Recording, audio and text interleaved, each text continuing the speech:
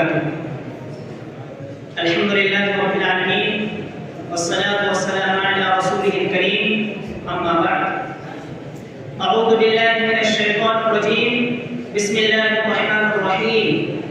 وقل للمؤمنات يغضضن من أبصارهن ويحفظن فروجهن ولا يبدين زينتهن.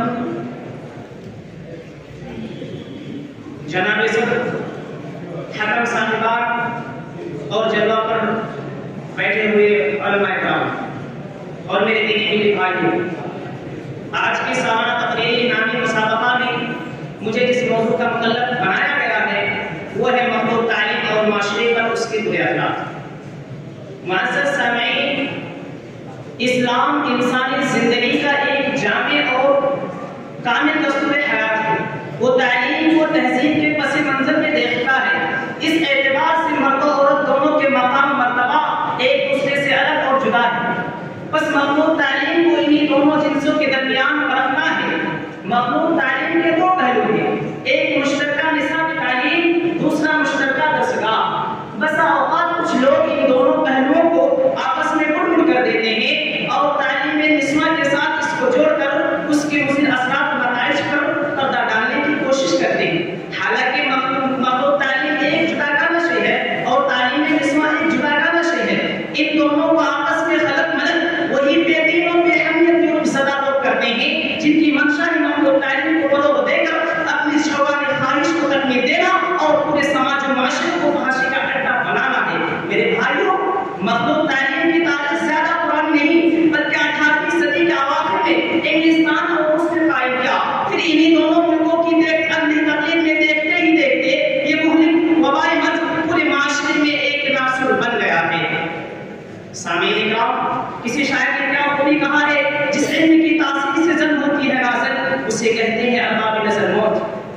اسلامی مکتب فکر میں مخلوق تعلیم کا کوئی تصور نہیں، لیکن جب آج کی اس پرفتن ترقی یافتہ دور میں مخلوق تعلیم سے جنم لینے والی اخلاقیوں سے باخبر کرنے کی تجویز کی جاتی ہے اور ان دانشوران قوم و ملت سے مخلوق تعلیم سے مرتب ہونے والی برائیوں سے باخبر کرنے کی کوشش کی جاتی ہے تو ہر ڈرنے پر اتر کر جواب دیتے ہیں کہ اسلام نے عورتوں کو اعلیٰ تعلیم سے محروم رکھا ہے.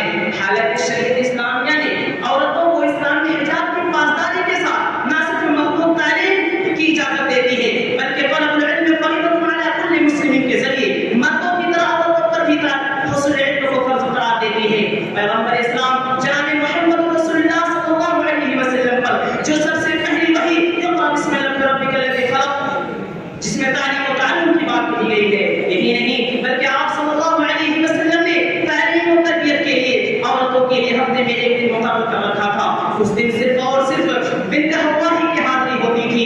یہی نہیں بلکہ خلیفہ دو حضرت عمر فاروق رضی اللہ تعالیٰ عنہ اپنے مملکت کے اطراف میں یہ فرمان جاری کر رکھا تھا، علموا نساءکم سورۃ النور، یعنی اپنی عورتوں کو سورہ نور کی تعلیم دو. اور خصوصاً مدینہ منورہ میں عورتوں کی تعلیم و تربیت کے لیے ام المؤمنین حضرت عائشہ صدیقہ رضی اللہ عنہا اور حضرت حفصہ رضی اللہ عنہا کے مقابل چل رہے تھے.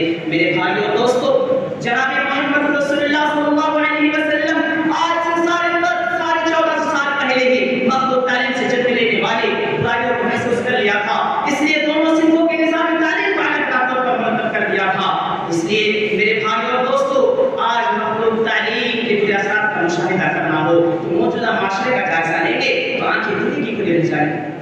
مخلوق تعلیم جو آج نئے نسل کے اخلاق پر پڑ رہا ہے، شرم و حیا انسان کی سب سے قیمتی زیور ہے، اس سے رخصت ہو جاتا رہا ہے.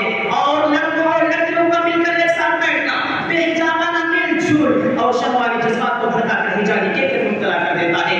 لڑکیوں کا فن سور کر آنا جلدی پر تیل کا کام کرتا ہے اور لڑکوں اور لڑکیوں کا ایک جو 8 گھنٹے ایک ساتھ بیٹھ کر تعلیم حاصل کرنا انہیں جنسی اشتیاق میں دلاتا ہے. میرے بھائیوں اور دوستوں، آج ہمارے معاشرے کے اندر مخلوق تعلیم کو فروغ دیا جا رہا ہے. جیسا کہ اللہ کے نبی صلی اللہ علیہ وسلم نے ارشاد فرمایا، جیسا کہ اللہ کے نبی صلی اللہ علیہ وسلم نے اس برائی سے محسوس کیا تھا، جیسے ہمارے معاشرے کے اندر اس مخلوق تعلیم ہی کیا سکتے کہ آج ہماری بہنیں غیروں کے مقتل پھرے پہ آ کر اسلام سے دور ہو رہی ہے اور اپنے غیروں کے سامنے راہ فراز جیسے حیاسوں سے اقدامات کرتی ہیں اور گرل فرینڈ اور بوائے فرینڈ جیسے گھراؤنے رشتے قائم کرنے پر محسوس